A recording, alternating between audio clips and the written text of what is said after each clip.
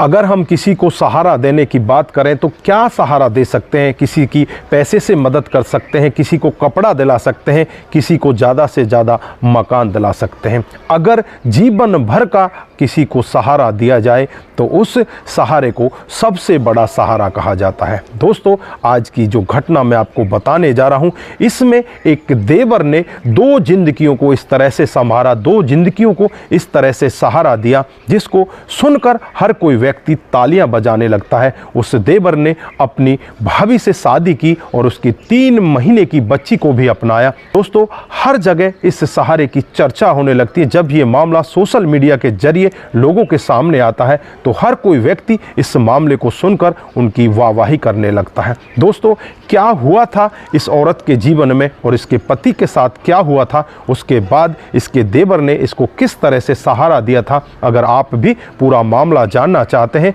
तो वीडियो के साथ अंत तक जरूर बने रहिए। आइए दोस्तों, जानते हैं पूरा मामला क्या था। नमस्कार, जय हिंद। आप देख रहे हैं APH न्यूज़ राहुल रावत के साथ। तो दोस्तों, आज की जो हकीकत की घटना आपको बताने जा रहा हूं, मध्य प्रदेश में एक ज़िला पड़ता है शिवपुरी और इसी का नवाब सहार रोड है। ये नवाब सहार रोड के एक परिवार की हकीकत की घटना है। यहाँ पर अशोक चौधरी नाम का व्यक्ति, जिसके परिवार में उसके पिता जिसका नाम सरदार सिंह, उसकी माँ और उसके 2 बेटे, बहू और एक 3 महीने की बच्ची रहा करती है। बेटे का नाम, एक का नाम सूरज चौधरी होता है, दूसरे का नाम मनोज होता है जिसको मोनू भी कहा जाता है, और इसके बेटे की बहू का नाम होता है सपना, और इनकी एक 3 महीने की बेटी होती है जिसका नाम जीविका होता है।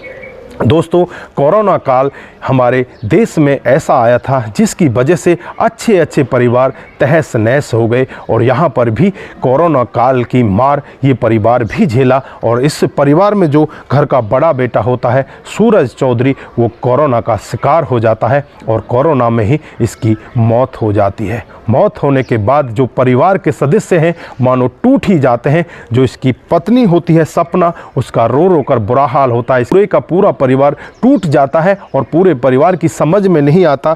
जो सपना है बहू, उसकी उम्र मात्र 23 साल है। अब पूरा परिवार यहाँ पर सोचने लगता है और जो दादा होते हैं सरदार सिंह, वो अपने बेटे को अपने पास बुलाते हैं जिनका नाम अशोक चौधरी होता है। उनसे कहते हैं कि जो हमारी बहू है, अब वो विधवा हो चुकी है, लेकिन जिसे हम बहू नहीं मानते, इसे अपनी बेटी मानते हैं, और इसके साथ जो हमारी 3 महीने की बच्ची है वो भी हमारी बेटी है।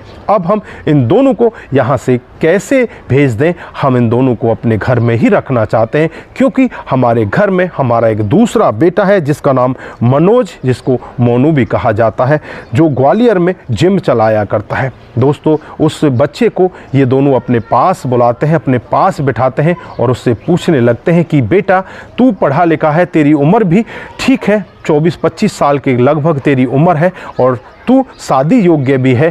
क्या तेरी शादी तेरी भाभी के साथ करा दी जाए तो तुझे कुछ ऐतराज़ होगा? तेरी जो भतीजी है उसको भी सहारा मिल जाएगा। जब इस तरह की बात मनोज अपने दादा और अपने पापा के मुख से सुनता है तो वो कहता है कि पापा और दादा, आप जो निर्णय लोगे वो हमारे लिए अति उत्तम होगा। इसमें आप कुछ गलत कर ही नहीं सकते और ये हमारे घर की बात है। अगर घर की बात घर में रहेगी तो सबसे अच्छा होगा। उसके बाद जो बहू होती है सपना, उससे पूछा जाता है और उससे भी यही कहा जाता है कि बहू, क्या तुम अपने देवर के साथ रहने में खुश रहोगी? हम तुम्हें यहीं पर रखना चाहते हैं क्योंकि तुम हमारी बेटी बन चुकी हो। हम तुम्हें अपने घर से विदा नहीं करना चाहते। जो सपना होती है उसकी आंखों में भी आंसू आ जाते हैं और वो यही कहने लगती है कि पिताजी, आप जो करोगे वो हमारे लिए अच्छा ही होगा। उसके बाद जो दादा और पिता होते हैं, दोनों की दोनों इस लड़की के पिताजी से भी बातचीत करते हैं, उनके घर वालों से भी बातचीत करते हैं कि हमारा इस तरह का मानना है, क्या आप इसमें हमारे साथ सहमत हो? तो जो इस लड़की के घर वाले होते हैं वो कहने लगते हैं कि इससे ज़्यादा बेहतर कुछ हो ही नहीं सकता। अगर घर का मामला घर में ही है तो इससे बढ़िया कोई बात हो नहीं सकती। आप जो करना चाहते हैं वो बहुत ही उचित है। फिर दोनों परिवारों की मर्जी से, लड़का और इस भाभी की मर्जी से फिर इनकी शादी तय कर दी जाती है और बड़ी ही धूमधाम से इनकी शादी की जाती है। शादी के बाद जो सपना है और जो लड़का है मनोज उर्फ मोनू, दोनों पति पत्नी के बंधन में बंध जाते हैं। और जब मनोज से भी बातचीत की जाती है तो मनोज यही कहता है कि अगर हम किसी को सहारा कुछ दें तो उसे जीवन भर का सहारा दें तो वो सबसे ज़्यादा बेहतर होगा। अगर छोटा मोटा सहारा मैं इसको दे भी देता, इसे कपड़े या पैसे से इसकी मदद करता, तो वो कोई सहारा नहीं होता। लेकिन आज जो मैं इसके जीवन के साथ बंध चुका हूँ, जीवन भर साथ निभाने के लिए मैंने जो वचन भरे हैं मैं उनको सदा सदा निभाऊंगा और अपनी जो पत्नी ये मेरी बनी है और जो मेरी बच्ची है इनके साथ हमेशा इसी तरह से खुश रहूंगा। दोस्तों, जब ये मामला सोशल मीडिया के जरिए, टेलीविज़न के जरिए हर किसी व्यक्ति के पास पहुंचता है तो हर कोई व्यक्ति इस परिवार की वाहवाही करने लगता है, सब लोग तालियां बजाने लगते हैं। और जब इस लड़के के पिता से भी बातचीत की जाती है तो पिता भी यही कहते हैं कि जो फैसला हमने लिया मैंने अपनी पिताजी की मर्जी से लिया और मैं खुद भी शिक्षक हूं और मैं भी यही चाहता था कि ये मेरी बेटी और मेरा बेटा यहीं पर खुश रहें। लेकिन मुझे एक बार के लिए डर भी लगा था कि समाज इसमें क्या कहेगा, लेकिन मैंने दृढ़ निश्चय कर लिया था समाज चाहे कुछ भी कहे, मुझे यही काम करना है, अपने बच्चों की जीवन को संभालना है।